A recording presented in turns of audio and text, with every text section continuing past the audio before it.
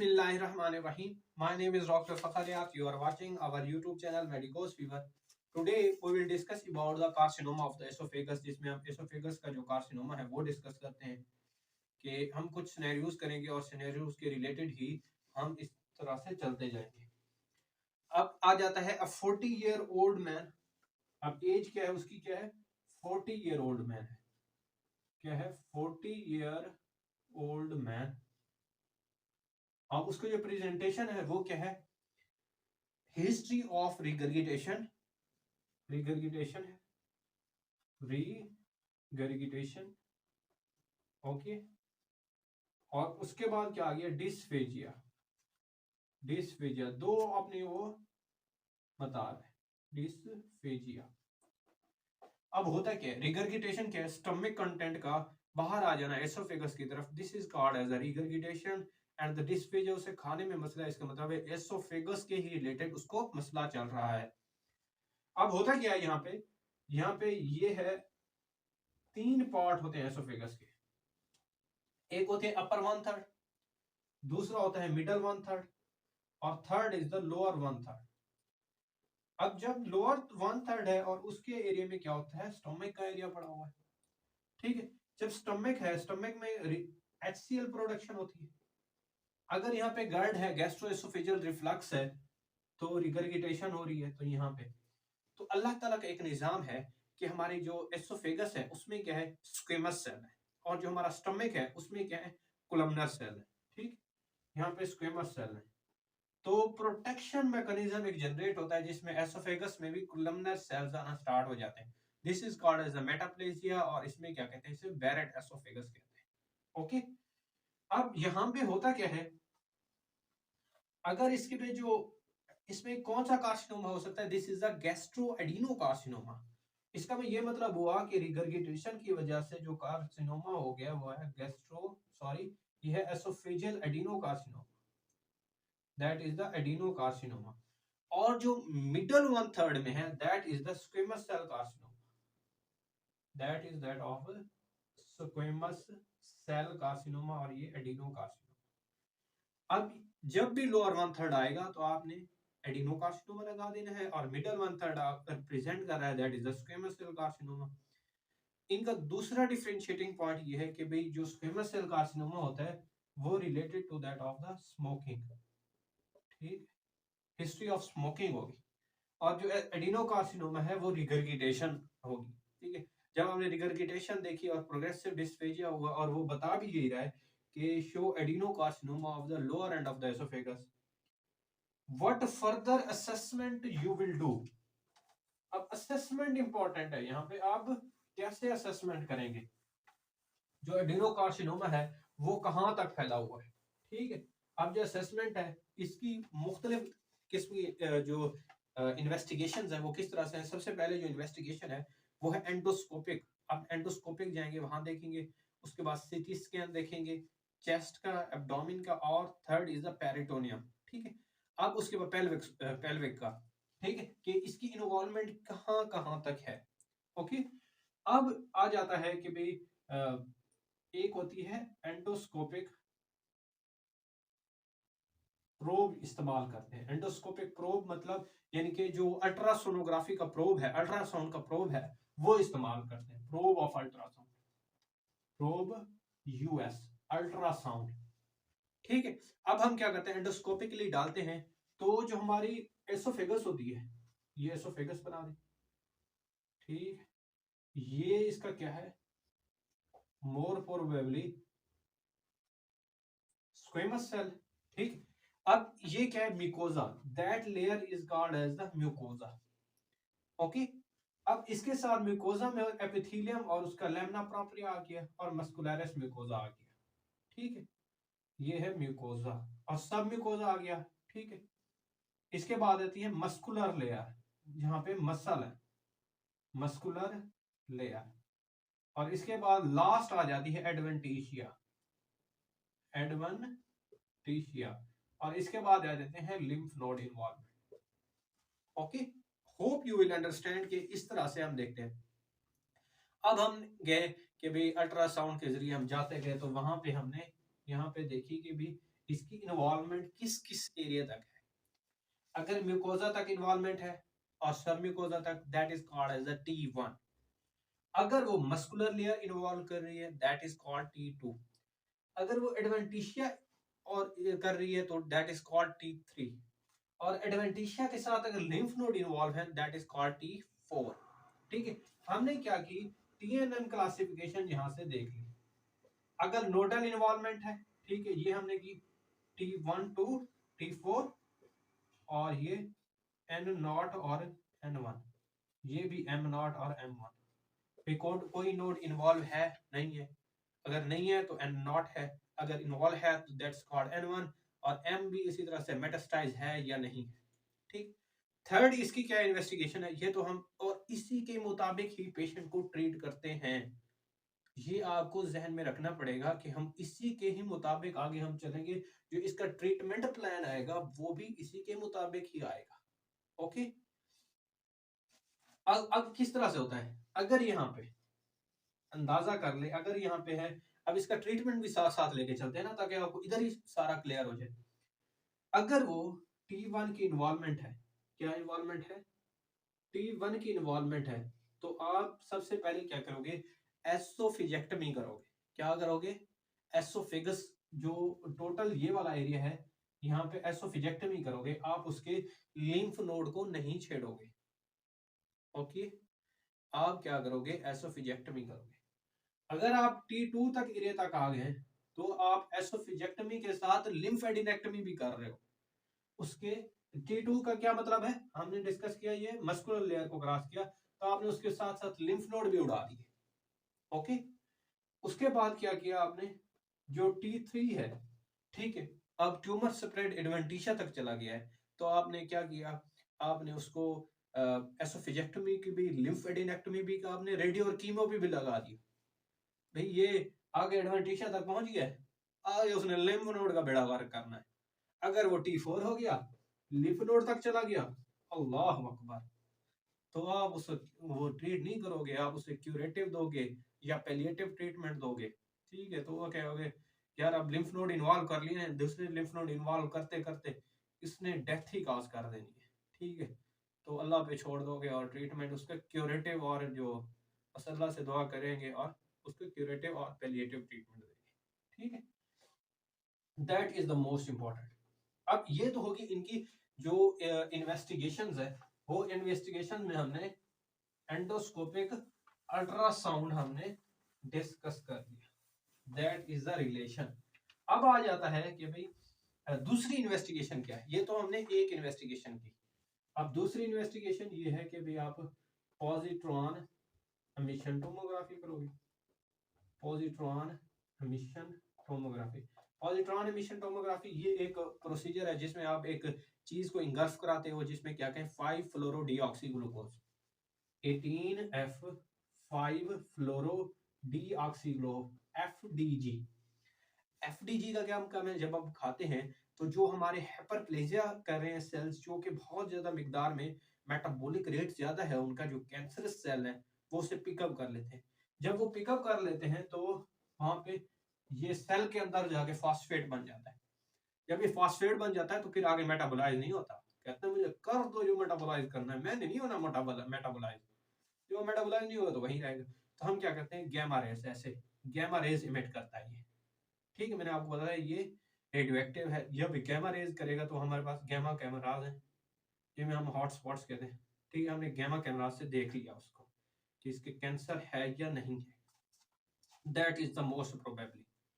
ठीक है, ये तो होगी हमने जो 3 इन्वेस्टिगेशंस है वो कर ली कि भाई, एक तो हमने TNM क्लासिफिकेशन कर ली कि भाई हमने कौन कौन सा एसोफेजेक्टमी किस तरह से रिमूव की।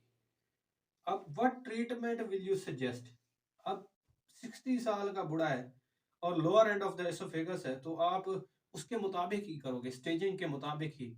ठीक है, कि कौन सी स्टेज है, T1 अगर अप्रोच है तो एसोफेजेक्टमी करोगे, वो जो सारा प्रोसीजर मैंने आपको बताया वो आपने मेमोराइज कर लेना है। ठीक है, इसके बाद एक सेकंड आता है 36 ईयर ओल्ड मेल, कौन सा, 36 ईयर, ठीक है, मेल है। अब वो क्या है, प्रेजेंटेड विद डिस्फेजिया। अब वो किस से प्रेजेंट कर रहा है, डिस्फेजिया से प्रेजेंट कर रहा है। उसकी जो प्रेजेंटेशन है वो डिस्फेजिया इनके खा नहीं सकता फॉर द लास्ट 5 मंथ, ठीक है। Dysphagia is progressive and difficult to swallow even liquid. ये तो ऐसे वेग किस्म का दिया हुआ है scenario. Which radiological investigation can help T size staging? कौन सी रेडियोलॉजिकल इन्वेस्टिगेशन है? ठीक है, आपने प्रोब के जरिए देखा, ठीक है। रेडियोलॉजिकल नहीं, radiological investigation can help in T size staging of the disease, जिसमें आप मोस्ट प्रोबेबली आप क्या कर सकते हो, जो सीटी स्कैन है वो कर सकते हैं, ठीक है। और अब ये जो है अल्ट्रासाउंड है वो भी है, ठीक है। ये रेडियोलॉजिकल इन्वेस्टिगेशन तो नहीं है, ठीक है। Name 3 operative procedure can be performed in this patient. अब 3 ऑपरेटिव प्रोसीजर क्या है भाई? ऑपरेटिव प्रोसीजर वो हैं जिसमें हमने एसोफेगस को रिमूव करना और लिम्फ नोड को रिमूव करना है, ठीक। 3 प्रोसीजर है, ठीक है। मिनिमल इन्वेसिव सर्जरी कहते हैं। क्या कहते हैं? ये मिनिमल इन्वेसिव सर्जरी। एक है आइवर लिविस प्रोसीजर, ठीक है। प्रोसीजर हम डिस्कस करते हैं। Number 1 is the Ivoire Lewis procedure, okay. उसके बाद क्या है? McMahon operation, McMahon operation. और थर्ड है ट्रांस हाइएटल ऑपरेशन। क्या करेंगे? ट्रांस हाइएटल ऑपरेशन, ऑपरेशन, ठीक है। अब ट्रांस हाइएटल ऑपरेशन में किस तरह से क्या करते हैं? सबसे पहले ना आइवर लिविस ऑपरेशन प्रोसीजर देखते हैं। क्या करेंगे? अपर मिड लाइन इंसिजन देंगे और एक यहाँ पे इंसिजन देंगे या थोरेसिक एरिया में, ठीक है। अब किस किस तरह से देखें? 2 इंसिजन देंगे, एक यहाँ पे और एक यहाँ पे। अब जो पेशेंट है, आपने किया ये फर्ज कर लें हमने, ये हमारा पेशेंट है, तो ये एसोफेगस है उसकी, और एसोफेगस के साथ साथ ये स्टमक का एरिया है। This is the coeliac plexus, और ये लेफ्ट गैस्ट्रिक आर्टरी और ये राइट गैस्ट्रिक आर्टरी, और ये जो आ रही है ये हम कर रहे हैं right gastric epiploic artery plus vein भी। आपने क्या करना है? एक प्रोसीजर होता है जिसमें आपने मिड लाइन इंसिजन दी, तो आपने जो राइट गैस्ट्रिक एपिपोलाइक आर्टरी और वेन है, आपने स्टमक को मोबिलाइज कर दिया। जब मोबिलाइज किया, आपने थ्रैक्टमी की, थोरेसिक रीजन से अप्रोच किया, दूसरा जो इंसिजन दिया। जब आपने दिया तो यहाँ पे आपने एसोफेगस को कट डाउन कर दिया। जब एसोफेगस को कट डाउन कर दिया, यहाँ पे आपने एसोफेगस को कट किया, तो ये जो स्टमक है पूरा आपने एनास्टोमोस कर दिया, जो कि बाकी पार्ट है एसोफेगस का, इसको, ठीक है। आपने स्टमक को कहां पे लेके गए? ऊपर लेके गए और यहाँ पे एनास्टोमोस कर दिया, ठीक है। इसके बाद आता है मैकमन ऑपरेशन। मैकमन ऑपरेशन क्या है? कि भाई मसला हो रहा था यार यहाँ पे ना, एनास्टोमोसिस में मसला हो रहा था, तो तीसरा उसने कहा यार यहाँ पे सर्वाइकल एरिया में भी यहाँ पे दो, ताकि मैं वहां पे एनास्टोमोसिस सही हो सके। तो मैकमन प्रोसीजर में आपने थर्ड सर्वाइकल इंसिजन दिया, ठीक है। ये तो उसकी एक्सटेंशन होगी। थर्ड है ट्रांस हाइएटल। ट्रांस हाइएटल ऑपरेशन में आप क्या करोगे? ट्रांस हाइएटल में यहाँ पे तो लिम्फेडेक्टोमी हो सकती है, यहाँ पे ये है, इसका सिर्फ एक एडवांटेज है, आप 2 इंसिजन देते हो, एक सर्वाइकल देते हो और एक एब्डोमिनल, ठीक है। एनास्टोमोसिस दरमियान में कर देते हो। तो यहाँ से आप जब नहीं करोगे तो जो कॉम्प्लिकेशन है जो यहाँ पे, क्योंकि मिडेस्टिनम है, पोस्टीरियर मिडेस्टिनम, इंटीरियर मिडेस्टिनम है, तो मिडेस्टिनम की जो कॉम्प्लिकेशंस हैं वो नहीं होंगी। ये जो 3 प्रोसीजर हैं, these are the surgical procedures, ठीक है। उसके बाद है 60 year old male presented with progressive dysphagia. अब थर्ड जो इसका क्या है? वही प्रोग्रेसिव, हर जगह पे यही होगा, सिर्फ थोड़ा सा सिनेरियो का फर्क होगा। यहाँ पे मेरे ख्याल में उसने दिया होगा, हाँ यहाँ पे एक बड़ा कमाल का सिनेरियो है, ये नहीं करना तो फिर इसका मतलब है आता ही कुछ नहीं है। ये बड़ा कमाल का सिनेरियो लगा मुझे। अब ये क्या है? 60 ईयर ओल्ड मेल, क्या है? 60 साल का बाबा है, ठीक है। अब 60 साल का जो बाबा है वो क्या है? Presented with the dysphagia. उसे क्या हो रहा है? डिस्फेजिया हो रहा है, ठीक है। अब क्या है? Dysphagia for the last 4 month and there is a history of weight loss. जब भी वेट लॉस की हिस्ट्री होगी, इसका मतलब है कैंसर ऐसी चीज है, आपके अंदर कैंसर है जो कि आपको खा रही है ऐसे, ठीक है। तो सिग्निफिकेंट जब वेट लॉस की हिस्ट्री आ गई, तो आपने ना भाई आंखें बंद करके ना कैंसर की तरफ अप्रोच करना है, यार इसको कैंसर हो सकता है, ठीक है। तो on examination she got speller, और इसके बाद examination of the abdomen and chest is unremarkable. Abdomen पे भी कुछ नजर नहीं आ रहा हमें, चेस्ट पे भी कुछ नजर नहीं आ रहा, लेकिन जब हम सर्वाइकल एरिया में गए तो वो कहते हैं 3 by 3 सेंटीमीटर का हमें लंप नजर आया।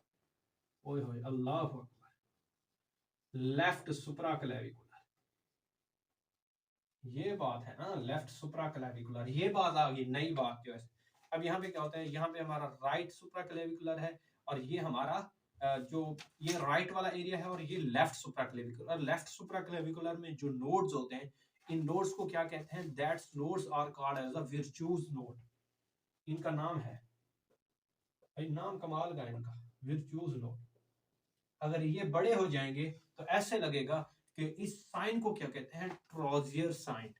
इस साइन को क्या कहेंगे, Troisier sign, Troisier sign, TROISER, Troisier sign. अब वो कहता है how would you diagnose the cause, assess the extent of disease, what, अच्छा, how would you proceed to diagnose the cause of dysphagia and assess the extent of the disease। अब इसमें क्या है, extend कहां तक चली गई, क्योंकि अब इसने लिम्फ नोड को इन्वॉल्व कर लिया, तो लिम्फ नोड T4 है, तो ये भाई ये तो खतरनाक काम है, ये तो फिर इसको क्या कहो, पैलिएटिव ट्रीटमेंट, क्यूरेटिव ट्रीटमेंट तक ही लाओ पेशेंट को, इसको और कुछ ना करो, उसको बेड़ा गर्क ना करो पेशेंट का। तो what is the significant of left supraclavicular mass, इसकी सिग्निफिकेंस क्या है।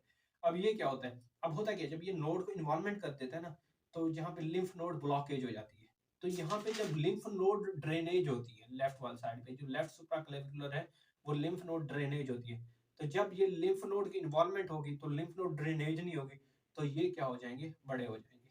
तो ये मोस्ट प्रोबेबली कहाँ होते हैं, जो गैस्ट्रिक कार्सिनोमा है तो उसकी कॉम्प्लिकेशन है ये, और लेट स्टेज पे पता लग जाता है गैस्ट्रिक कार्सिनोमा। तो इसकी सिग्निफिकेंस क्या है कि भाई जो लिम्फ फ्लो जा रहा है, आपने उसको ऑब्स्ट्रक्ट कर दिया। जब आपने उसको ऑब्स्ट्रक्ट कर दिया तो पेशेंट को आपने मोर प्रोबेबली आपने जो यहाँ पर जो मास नजर आ रहा है, इसका मतलब है डिजीज बहुत एक्सटेंड तक चली गई है, ठीक है, बहुत एक्सटेंड तक चली गई है। और इस तरह से आगे सारे इसी तरह से हैं भाई, T2 क्लासिफिकेशन, ये तो हमने स्नेरियोज कर लिए। एक और स्नेरियो है कि एक औरत है 45 ईयर ओल्ड, ठीक है, ये मैंने याद कर लिया, देख लिया, उसको क्या है, रिगर्गिटेशन है और बेरेट एसोफेगस है। बेरेट एसोफेगस वही मैंने आपको बताया, यहाँ पे क्या एसोफेगस है और ये स्टमक का एरिया है, तो अल्लाह ने ये हमारा जो स्टमक है उसमें कोलमनर एपिथेलियम रखी हुई है, और यहाँ पे स्क्वेमस एपिथेलियम है। जब भी रिगर्गिटेशन होगी तो गर्ड होगा, गैस्ट्रोएसोफेजियल रिफ्लक्स डिजीज होगी, तो ये कोलमनर में चेंज होना स्टार्ट हो जाएगी, एसोफेगस। जब एसोफेगस कोलमनर में चेंज होगी, that is called as the metaplasia होगा, जिसे बेरेड एसोफेगस कहेंगे। तो जो एडिनोकार्सिनोमा है, तो इससे क्या हो सकता है, लोअर 1/3 ऑफ द एसोफेगस में एडिनोकार्सिनोमा, ठीक है, आपने पिकअप कर लेना है एडिनोकार्सिनोमा। उसे सिग्निफिकेंट वेट लॉस की स्थिति है और प्रोग्रेसिव डिस्फेजिया है, तो आपने क्या यार, इसको कैंसर है, एसोफेजियल एडिनोकार्सिनोमा है, ठीक है, दैट वी ऑल डिस्कस। इसके बाद है रिसेक्शन प्लान, और उसके बाद कॉम्प्लिकेशन और क्यूरेटिव ट्रीटमेंट। 3 चीजें हैं, उसने नहीं पूछी लेकिन हम डिस्कस करेंगे। कॉम्प्लिकेशन क्या है, सर्जरी की। आपने जब ऑपरेशन प्रोसीड किया ना, तो क्या है, यहाँ पे आर्च ऑफ एओर्टा है, ठीक है, आपने उसको डैमेज कर सकते हैं, रिकरेंट लेरेंजियल नर्व को डैमेज कर सकते हैं, हॉर्सनेस हो सकती है, की आवाज आ सकती है। उसके साथ आपने जब थ्रैकेटोमी की तो आपने जो एटिलेक्टेसिस हो सकता है लंग्स का, और उसके साथ नमूनिया हो सकता है, और डिफरेंट किस्म की पेशेंट की उधर ही बाज़ पर डेथ हो जाती है, टेंशन निमोथोरैक्स हो सकता है। तो पेशेंट को डील करना बहुत ही, तो अल्लाह माफ करे, क्योंकि इसमें जो प्रोग्नोसिस है वो बहुत बुरा है, पेशेंट डाई कर जाते हैं, 80% तो बचते नहीं है तकरीबन, तो प्रोग्नोसिस बहुत बुरा है इसका। तो कॉम्प्लिकेशन अल्लाह अकबर। इसमें एक और चीज है कि भाई हमने क्यूरेटिव ट्रीटमेंट में क्या करनी है, हमने क्या, रेडियोथेरेपी कर सकते हो, रेडियोथेरेपी कर सकते हो, ठीक है, रेडिएशन से। और उसके बाद आप क्या कर सकते हो, कीमोथेरेपी कर सकते हो, कीमो पे डाल दो। उसके बाद एथेनॉल इंजेक्शन दे सकते हो, एक होता है, ठीक है, वो सारी लिखी हुई हैं, वो आपने देख लेनी है बुक से। तो that we all discuss about the, ठीक है, इसमें क्या है, that is called the palliative treatment. That is related to palliative treatment. तो यहाँ पे अपना, क्योंकि ये ऑलमोस्ट 20 to 25 मिनट का लेक्चर है, जिसमें हमने टोटल आपको सारा बता दिए कि भाई पेशेंट की प्रेजेंटेशन किस तरह होगी और पेशेंट किस तरह से प्रेजेंट कर रहा होगा। तो इसको वो कर सकते हैं कि भाई इसको टोटल ना आखिरी लास्ट मिनट में हम इसको ना रिवाइज करते हैं, क्विक रिकैप, कि भाई 6 मोस्ट कॉमन कैंसर है, ठीक है, वर्ल्ड वाइड, और इसकी 2 टाइप्स हैं, एक है स्क्वीमस सेल और दूसरा है एडिनोकार्सिनोमा। ठीक है, इन 2 टाइप्स के बाद हमने क्या किया कि भाई हमने इसकी इन्वेस्टिगेशन ऑफ चॉइस देखी कि एंडोस्कोपिक है, और उसके बाद सीटी स्कैन करा सकते हो, चेस्ट एक्सरे करा सकते हो, और उसके साथ साथ आप क्या कर सकते हो, अल्ट्रासोनोग्राफी है, पॉजिट्रॉन इमिशन टोमोग्राफी हमने डिस्कस की, और जो हमने जो T1 क्लासिफिकेशन थी वो इंपॉर्टेंट है, क्योंकि उसी के ऊपर ही आप ट्रीट करते हो। वो हमने T1 की, T2 की, T3 T4 हमने सारा किया, मिकोजा, सब मिकोजा, मस्कुलर लेयर, एडवेंटिशिया, और उसके बाद क्या आ जाता है, हमने एसोफिजेक्टमी की, 3 प्रोसीजर किए। सबसे पहले आइवर लिवेस ऑपरेशन यहाँ पे, और उसके बाद मैकमन यहाँ पे और सर्वाइकल में, ठीक है, और उसके बाद थर्ड था हमने ट्रांस हाइएटल किया यहाँ पे, और इसका एनास्टोमोस कर दिया, थ्रेक्टमी बचा दी। और इसके साथ साथ हमने क्या किया, लेफ्ट सुप्राक्लेविकुलर मास जैसे हमने विर्च्यूज नोड और ट्रोजर साइन किया, और कॉम्प्लिकेशन की हमने एयोर्टा डिसेक्ट हो सकता है, और इसके साथ साथ हार्ट का मसला हो सकता है, एटिलेक्टेसिस हो सकता है, हर्निएशन हो सकता है, डायफ्राम हर्निएशन हो सकती है। तो इसके साथ साथ पैलिएटिव ट्रीटमेंट में हमने क्या, कीमोथेरापी, रेडियोथेरापी, तो दैट वी ऑल डिस्कस। और हमने क्या था, एक चीज है, स्क्वेमस सेल और एडिनोकार्सिनोमा के दोनों का डिफरेंस ये था कि वो मिडल वन थर्ड है, ये लोअर वन थर्ड है। ये रेडियो सेंसिटिव है, रेडियोलॉजी में जब रेडियोथेरापी दोगे ठीक हो जाएगा, ये रेडियोथेरापी पे ठीक नहीं होगी। And thank you so much. अल्लाह हाफिज। Please remember us in your prayers. अल्लाह हाफिज। पाकिस्तान जिंदाबाद।